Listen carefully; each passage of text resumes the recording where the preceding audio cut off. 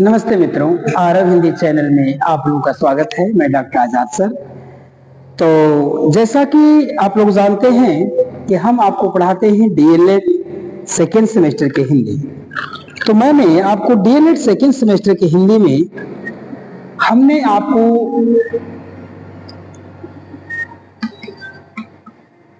बहुत से सारे पॉइंट्स मैंने आपको पढ़ाए हैं और आज एक और पॉइंट्स आपको पढ़ाने की हम कोशिश करेंगे।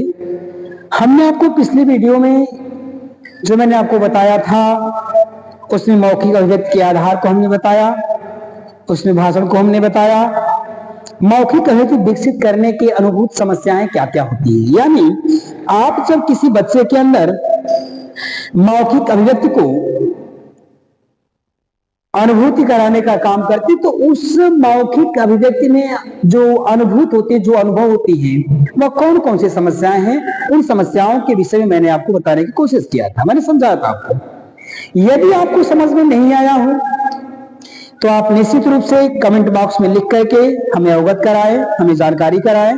मैं भरपूर दोबारा प्रयास करने का काम करूंगा कि आप तक चीजों को पहुंचाया जाए, आप चीजों को अच्छी तरह से समझ लें, आप अपने व्यवहारिक जीवन में उसको उतार लें, ताकि आपको प्रश्न रटने की आवश्यकता न पड़े, केवल समझने की आवश्यकता है। तो आज मैं आपको पढ़ाऊंगा लेखन में अभिव्यक्ति का महत्व। एक टॉपिक है लेखन में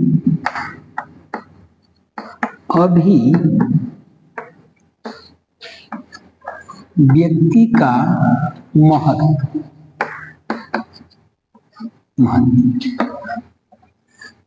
ये देखिए, ये आपका बड़ी सामान्य सा उत्तर है, बड़ा सुलझा हुआ उत्तर है। इसमें कोई उलझन आपको नहीं मिलेगी, कोई समस्या आपको नहीं मिलेगी। ये जो आपका उत्तर होगा ये बड़ा ही सामान्य सा उत्तर होगा। इसमें साफ शब्दों में कह रखा है कि लेखन में, यानी आप जो लेखन करते हो उस लेखन करने में अभिव्यक्ति, यानी आप जब किसी चीज को लिख करके प्रस्तुति करने का काम करते हो, यानी आपकी जो प्रस्तुति है, आपका जो लेखन है, आपकी जो अभिव्यक्ति है, उस अभिव्यक्ति का क्या महत्व है, इतना चीज जानना चाहता है। यदि ऐसा प्रश्न आपका आ जाए, और आएगा भी, क्योंकि आपके विषय की चीजें हैं, ये आपके टॉपिक की चीज है, ये बाहर से नहीं है, ये आपकी किताब की चीज है, आ भी सकता है, आएगा भी। तो आप लोग थोड़ा सा उसको गहराई से समझने की कोशिश करिएगा। यदि ऐसा प्रश्न आपका आ जाए तो पहली बात है कि आप बड़े आराम से धैर्यपूर्वक उत्तर देना। ये पूछना ये चाहता है, आप जो लेखन करते हो, आपके लेखन में जो अभिव्यक्ति है, आप लिख करके जिसको प्रस्तुत करने का काम करते हो, उसका क्या महत्व है, इतना जानना चाहता है।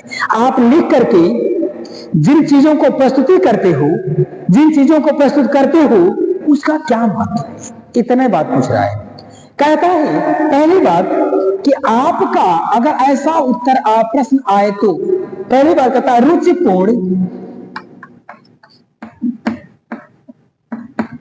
रुचिपूर्ण लेखन। पहली बात उसने कहा यह महत्व है कि आप जो लिख रहे हो, आपके लेखन में रुचि होनी चाहिए, यानी आपका जो लेखन है वह लेखन रुचिपूर्ण होना चाहिए, रुचिकर होना चाहिए, ये उसका महत्व है। कहता है कि आपका जो लेखन है वह लेखन निश्चित रूप से रुचिपूर्ण होना चाहिए, यानी आप जो लिख रहे हो वह और भी आगे लिखने की इच्छा आपकी करे, तो कहता है ये उसका महत्व है।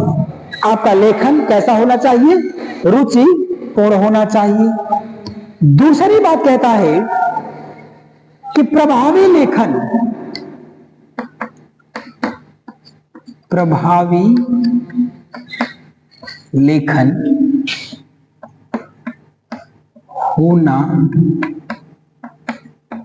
होना चाहिए, यानी आपका जो लेखन है यह लेखन प्रभावी होना चाहिए, यानी आप जो लिख रहे हो तो आपके लिखने की जो प्रक्रिया है, आप जो अभिव्यक्ति दे रहे हो, वह कैसा होना चाहिए? प्रभावित होना चाहिए। सामने वालों के क्या करे? प्रभावित करने का काम करे, प्रभावी लेखन होना चाहिए। और तीसरी बात कहता है वह भावपूर्ण लेखन। भावपूर्ण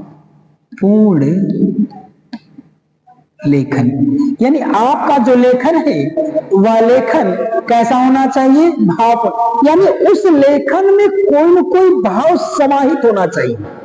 यानी उस लेखन में कोई न कोई ऐसा भाव समाहित हो ताकि पढ़ने मात्र से ही, उसको देखने और पढ़ने मात्र से ही व्यक्ति क्या हो जाए? भाव विभोर हो जाने का काम करे। ये कहता है आपका जो लेखन है वह भाव पूर्ण होना चाहिए। और अगली बात कहता है एकाग्रता का विकास। एकाग्रता का विकास यानी आपके अंदर एकाग्रता का विकास होना चाहिए। यानी आप जो लिख रहे हो एकाग्र होकर, निश्चित होकर के आप लिखिए, एकांत स्थान पर होकर के आप लिखने का काम करिए। तो आपके अंदर क्या होना चाहिए? एकाग्रता का विकास होना चाहिए, आपके अंदर एकाग्रता होनी चाहिए। और अगली बात वह कह रखा है, अगली बात कहता है वह तर्क एवं चिंतन का विकास। तर्क एवं चिंतन का विकास कहता है कि आपके अंदर क्या होना चाहिए? तर्क होना चाहिए, चिंतन, यानी आपका जो लेखन है उस लेखन में तर्क भी मिलना चाहिए, उसमें चिंतन भी होना चाहिए। कहता है दोनों चीजों का विकास होना, आपके लेखन में तर्क का और चिंतन का विकास होना चाहिए। और अगली बात कहता है वह प्रभावी शैली का विकास। प्रभावी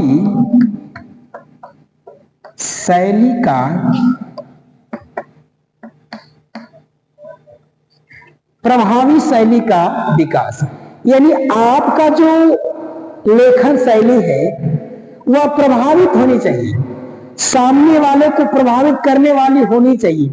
ऐसी शैली का विकास आपके अंदर होना चाहिए। और अगली बात कहता है, अगली बात कह रखा ये शब्द भंडार में वृद्धि। शब्द भंडार में वृद्धि कहता है आपके पास जो शब्द भंडार है उसकी वृद्धि होनी चाहिए, वह बढ़ते होना चाहिए, बढ़ते हुए क्रम में होना चाहिए। और अंतिम बात उसने कह रखा है छात्रों में कल्पना शक्ति का विकास। कहता है छात्रों में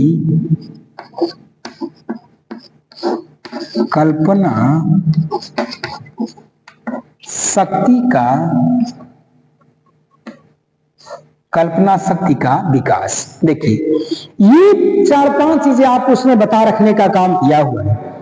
पहली बात उसने बता रखा हुआ है कि अगर आपका ये प्रश्न आ जाए लेखन में अभिव्यक्ति का महत्व, तो लेखन में अभिव्यक्ति का क्या महत्व, तो उसने बताया है कि पहली बात कि आपका जो लेखन है वह लेखन रुचिपूर्ण होना चाहिए। दूसरी बात कहता है कि प्रभावी, आपका जो लेखन है वह लेखन प्रभावी होना चाहिए, यानी आप प्रभाव डालने वाला होना चाहिए। दूसरी बात कहता है आपका जो लेखन है वह भावपूर्ण लेखन होना चाहिए। तीसरी बात क्या, चौथी बात कहता है एकाग्रता का विकास, यानी आपके लेखन की अभिव्यक्ति में एकाग्रता का विकास होना चाहिए। यानी आप जो लिख रहे हो उस लेखन को जब पढ़ा जाए तो उसको पढ़ने के परिणाम स्वरूप ऐसा महसूस हो, ऐसा प्रतीत हो कि हमको इन सब चीजों को एकाग्र स्थान मिलना चाहिए। पढ़ने में आनंद की अनुभूति जब होगी तो व्यक्ति एकाग्रता ढूंढने का काम करेगा, तो एकाग्रता का विकास हो।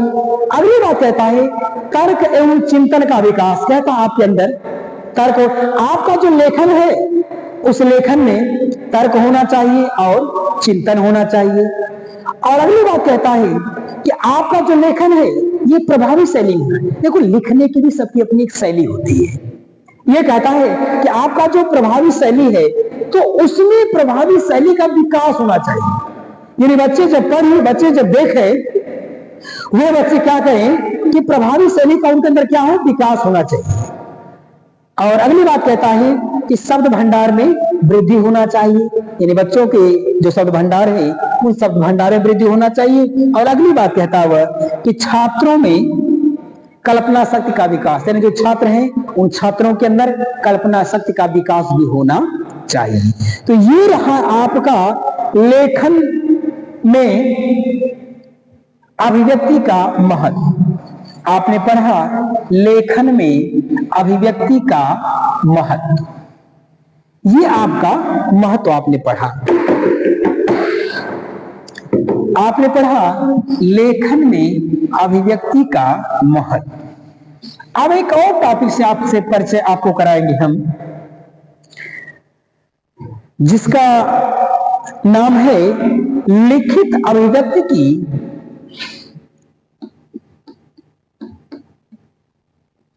लिखित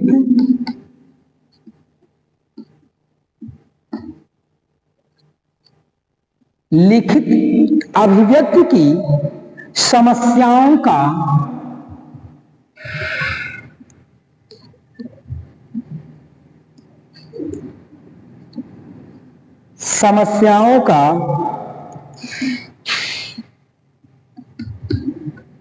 निराकरण।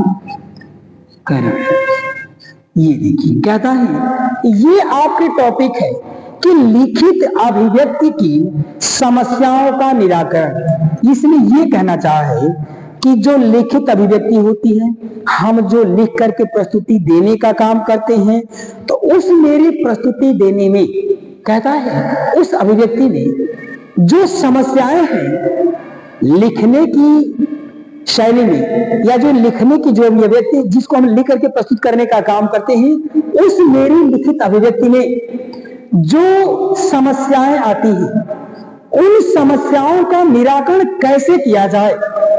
यानी बच्चों के अंदर सबसे बड़ी समस्या है कि लेखन अभिव्यक्ति में समस्या आने का काम करती है। तो ये कहना चाहता है कि लेखन अभिव्यक्ति की जो समस्या है, उस लेखन अभिव्यक्ति की समस्या का समाधान या लेखन अभिव्यक्ति की समस्या का निराकरण या लेखन अभिव्यक्ति की समस्या का निवारण कैसे करने का काम किया जाए कि बच्चों में लेखन से संबंधित किसी प्रकार की समस्या उत्पन्न होने का काम न करें। यदि यही प्रश्न आपके सामने आ जाए तो आपका पहला उत्तर होगा कि छात्रों को बैठने और कलम पकड़ने का ढंग सिखाया जाए। पहला बात कहता है छात्रों को बैठने और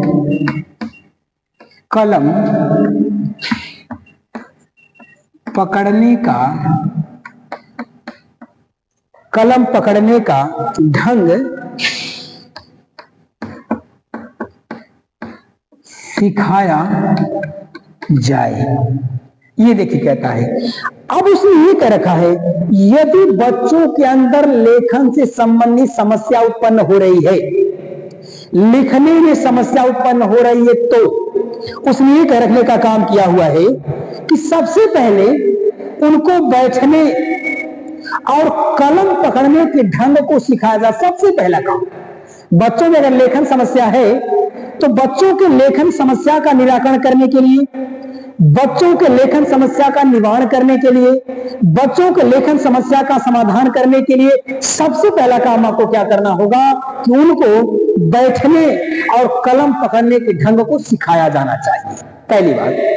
दूसरी बात उसने ये कह रखा है लिखित अभिव्यक्ति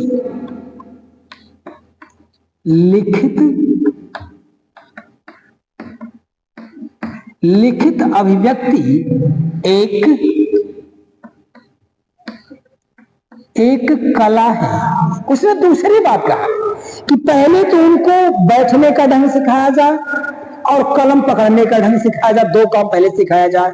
इसके बाद उसने कहा कि लेखन भी एक कला है, यानी लिखना भी एक प्रकार की क्या है, कला है। तीसरी बात उसने कह रखा है, तीसरी बात कहता है वह,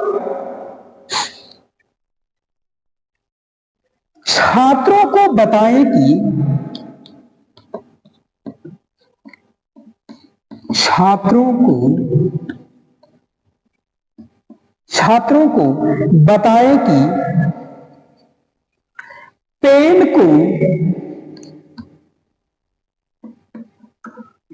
को नीब के लगभग 1 इंच ऊपर पकड़े, पेन को नीब के लगभग 1 इंच ऊपर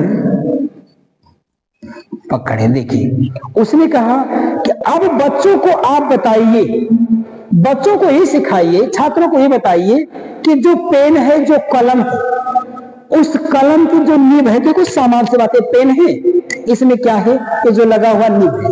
उसने कहा इस नीब से लगभग 1 इंच ऊपर पकड़, यानी इससे 1 इंच ऊपर पकड़ने के लिए कहता है। तो उसने कहा कि बच्चों को सबसे पहले यह सिखाया जाए कि कलम को कितने ऊपर से पकड़ना चाहिए। उसने बताया कि जो नीब उसमें लगी हुई है, स्टील का, लोहे का, पीतल का, जो भी होता है, कहता जो नीब है, उस नीब से लगभग 1 इंच ऊपर पकड़ना चाहिए।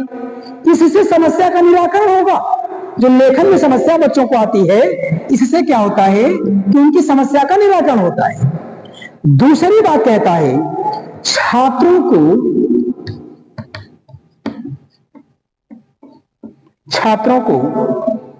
सुडौल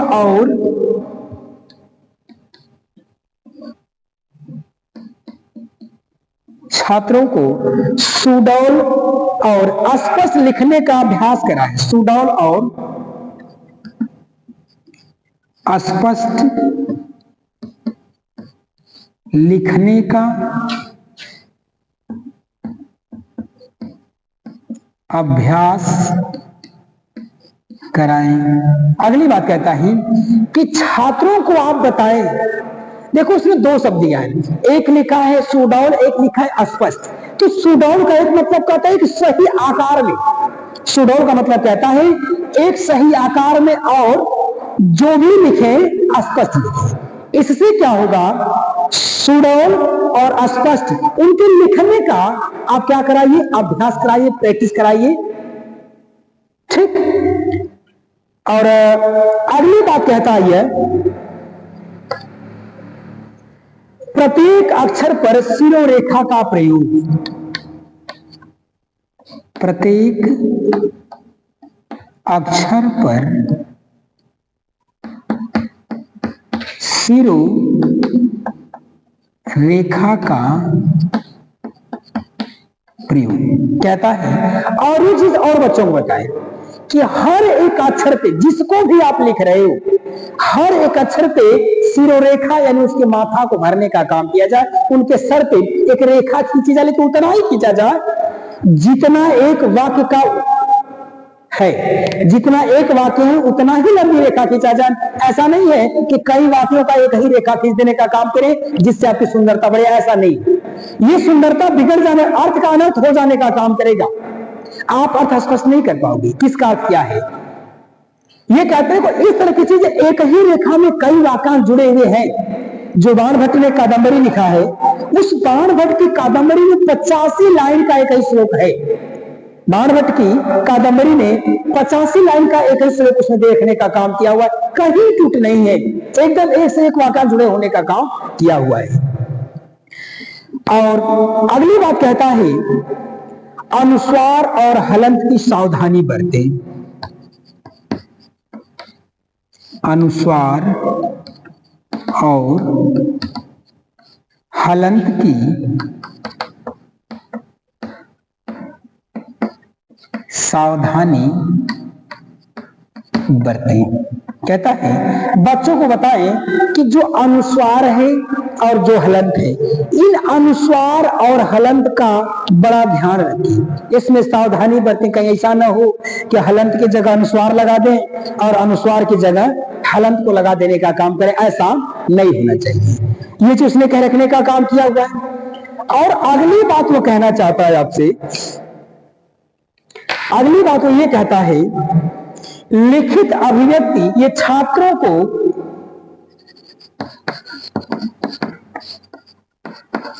कहता है छात्रों को अक्षरों को सीधा लिखने का अभ्यास कराएं, छात्रों को अक्षरों को सीधा लिखने का अभ्यास कराएं। कहता है कि छात्रों को आप अभ्यास कराइए, छात्रों को आप प्रयास कराइए कि वह सीधा लिखें, जो भी अक्षर लिख रहे हों वह सीधा लिखने का काम करें। तो ये रहा आपका लिखित अभिव्यक्ति की समस्याओं का निराकरण। उसने ये कहना चाहा यदि आप लिखित अभिव्यक्ति करा रहे हो तो छात्रों में निश्चित रूप से समस्या आने का काम करता है। तो उन समस्याओं के समाधान के लिए, उन समस्याओं के निराकरण के लिए आपको क्या करना होगा, उसने बताया कि सबसे पहली बात कि छात्रों को बैठने और कलम पकड़ने के ढंग को सिखाया जाए। पहला काम कि छात्रों को बैठने और कलम पकड़ने के ढंग को सिखाया जाए। दूसरी बात कहता है लिखित अभिव्यक्ति क्या एक प्रकार की कला है, लिखना भी एक प्रकार की कला है। अगली बात कहता है छात्रों को बताएं कि पेन की जो नींव है उस नींव से 1 इंच ऊपर से कलम को पकड़ने का काम करें, ये अभ्यास कराएं। ये उनको सिखाने का काम करें कि जो नींव है पेन की उस नींव से 1 इंच ऊपर से पकड़ने का काम करें। और अगली बात कहता है कि छात्रों को एक काम और ज्ञान कराएं कि सुडौल और स्पष्ट, कहता है कि सही आकार में, एक सही साइज में और स्पष्ट लिखने का अभ्यास उनको कराने का काम करें। अगला कहता है प्रत्येक अक्षर पर शिरोरेखा होनी चाहिए, हर एक अक्षर के ऊपर, उसके ऊपर शिरोरेखा आपको देना आवश्यक है। अनुस्वार और हलंत का विशेष ध्यान रखें, क्योंकि अनुस्वार का हलंत कर देंगे और हलंत का अनुस्वार कर देंगे तो अर्थ का अनर्थ हो जाने का काम करेगा, भावार्थ उसका बिगड़ जाने का काम करेगा। इसलिए कह रखने का काम किया हो अनुस्वार और हलंत का सावधानी बरतने का काम करें। और अंतिम बात उसने कह रखा है कि छात्रों को बताएं कि प्रत्येक अक्षर को सीधा बनाएं, छात्रों से बताएं कि प्रत्येक अक्षर को सीधा बनाने का प्रयास करें, सीधा लिखने का प्रयास करें। तो ये आपका रहा लिखित अभिव्यक्ति में समस्याओं का निराकरण। तो आप अगर समस्या आ रही है बच्चों को लिखने में तो उसका निराकरण है, उसका समाधान ये है। और अगला प्रश्न आपके सामने हम ला रहे हैं, देखिए पॉइंट तो यही है, हेडिंग मूल यही है। अब ये कहता है कि लिखित अभिव्यक्ति समस्याओं में जो निराकरण है उस निराकरण के अंतर्गत आपको क्या करना है, आप एक काम करिए। कहता है कि लिखित अभिव्यक्ति में शिक्षक को ध्यान देने की बातें,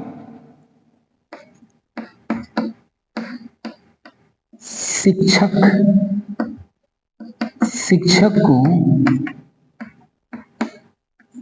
ध्यान देने की बातें। ये कहता है देखिए यदि आप लिखित अभिव्यक्ति कराने का काम कर रहे हैं तो अब एक शिक्षक को क्या ध्यान देना है इस पे जरा गौर करिएगा। कहता है कि सबसे पहली बात कि शिक्षक को ध्यान देना पड़ेगा। तो कहता है कि शिक्षक को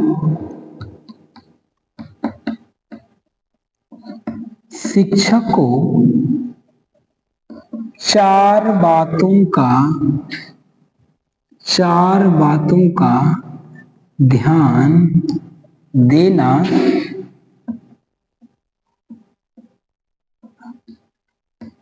4 बातों का ध्यान देना आवश्यक है। यानी एक शिक्षक को यदि छात्रों की अभिव्यक्ति को सही करना चाहते हैं तो उनको 4 बातों का ध्यान देना आवश्यक होगा। कहता है नंबर 1, पहली बात कहता है वह विचारों में क्रमबद्धता होनी चाहिए। विचारों में क्रमबद्धता यानी आपके जो विचार हैं उन विचारों में क्रमबद्धता होनी चाहिए। और दूसरी बात कहता है सुसंबद्धता।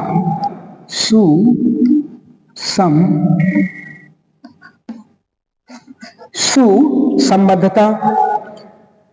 और अगली बात कहता है, तीसरी बात इसमें कह रखा हुआ है अस्पष्टता।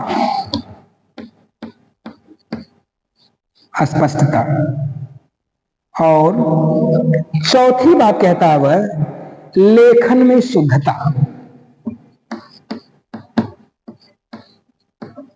लेखन में शुद्धता ये होना आवश्यक है। उसने क्या रखा है लिखित अभिव्यक्ति की समस्याओं का भी निराकरण करना है तो शिक्षक को कुछ बातों का ध्यान देना पड़ेगा।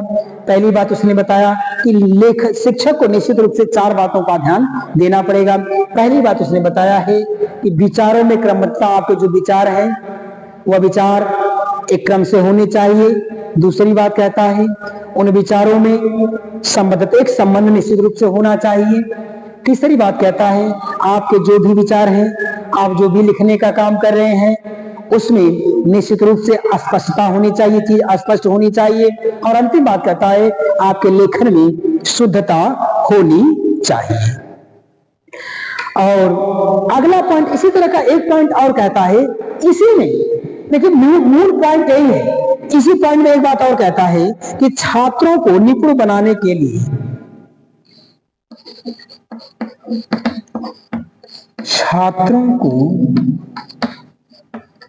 निपुण बनाने में सहायक। कहता है कि छात्रों को यदि निपुण बनाना है किसमें, लेखन में, यदि छात्रों को लेखन में निपुण बनाना है तो आपको कहता है छात्रों को यदि निपुण बनाना है उनके लेखन में तो कुछ बातों को आपको ध्यान रखना पड़ेगा। जैसे उसने कहा नंबर 1 कहता है वह अनुच्छेदन रचना आवश्यक है। अनुच्छेदन रचना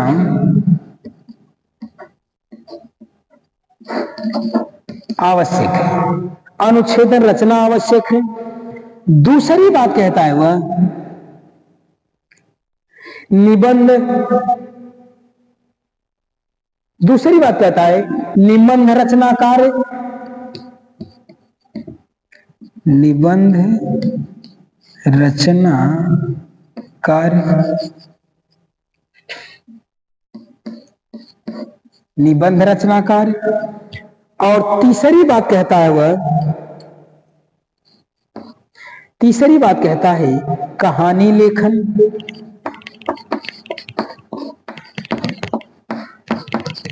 कहानी लेखन कार्य।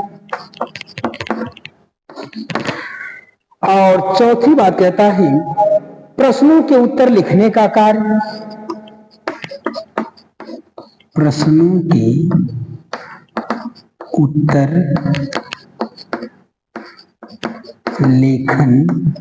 लेखन कार्य। और अंतिम बात उसने कह रखने का काम ये किया हुआ है लेखन कार्य एवं कवियों का परिचय। लेखन कार्य एवं कवियों का परिचय, इतना देखिए आवश्यक है। उसने देखिए कई बातों को बताया, आपको समझाने की कोशिश ये कर रहा है वो लिखित अभिव्यक्ति की समस्याओं का निराकरण करने के लिए आपने पहले आपको बता दिया गया लीब को कैसे कितने ऊपर से पकड़ना है, सिरोरेखा देना है, तमाम प्रकार से देना है। इसके बाद 2 मूल पॉइंट उसके और थे। यदि छात्रों के अंदर लिखित अभिव्यक्ति की समस्या को दूर करना है तो अध्यापक को 4 बातों को ध्यान देना पड़ेगा। पहली बात कहता है कि उनके विचारों में क्रम होना चाहिए, उनके जो विचार हैं वह विचार निश्चित रूप से क्रम में होने चाहिए। दूसरी बात कहता है उनके लेखन में सुसंबद्धता होनी चाहिए, एक निश्चित का संबंध होना चाहिए। जिस बात को आप लिख रहे उस बात से, जिस बात को लिखने वाले उस बात से एक निश्चित का संबंध होना चाहिए। तीसरी बात कहता है कि उनके विचारों में, उनके लेखन में स्पष्टता होनी चाहिए। आप जो लिख रहे हो वह चीजों को स्पष्ट लिखने का काम करें। चौथी बात कहता है लेखन में आपके शुद्धता होनी चाहिए। ये तो लेखन अभिव्यक्ति में अध्यापक को ध्यान रखने की बातें हैं। और अगली बात कहता है, एक पॉइंट और दे रखा है कि छात्रों को निपुण बनाने के लिए, छात्रों को निपुण बनाने में सहायता कैसे की जा सकती है। उसने एक बात कह रखा है कि अनुच्छेदन रचनाकार, यानी बच्चे कहता है एक पैरा जो तैयार किया जाता है, उस पैरे का निश्चित एक दायरा होगा, उस पैरे का एक निश्चित दायरा होगा, उसका एक निश्चित उत्तर होगा। कहता है उस कार्य को कराया जाए बच्चों से। दूसरी बात कहता है कि निबंध रचनाकार, यानी बच्चों से प्रतिदिन निबंध को लिखवाने का काम किया जाए, निबंध रचना कार्य को कराया जाए।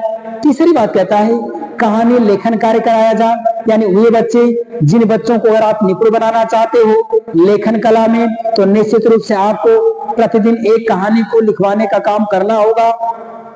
अगली बात कहता है प्रश्नों के उत्तर लेखन कार्य, कहता है प्रश्न का उत्तर और लेखन कार्य उसको रोज करना होगा। और अंतिम बात कहता है लेखन कार्य एवं कवियों का परिचय, कहता लिखते समय ही लेखन कार्य भी कराएं और कवियों का परिचय भी कराने का काम किया जाए। तो आज आपने पढ़ा ये लेखन में अभिव्यक्ति का महत्व, लिखित अभिव्यक्ति में समस्याओं का निराकरण, अध्यापक को ध्यान देने की बातें, निपुण बनाने में कौन कौन चीजें आवश्यक हैं, इन कई चीजों को आपने आज पढ़ने का काम किया। और आज के लिए इतना ही। मैं एक बार पुनः कहना चाहूंगा कि आप जितने भी लोग इस चैनल को देखने का काम करते हैं, जितने भी लोगों को इससे अगर कुछ लाभ हो रहा है, तो आप लोग इस चैनल को ज्यादा से ज्यादा शेयर करने का काम करें। आज के लिए इतना ही। अगली वीडियो में पुनः मुलाकात होने का काम करेगी। तब तक के लिए धन्यवाद। जय भारती, जय विद्यार्थी।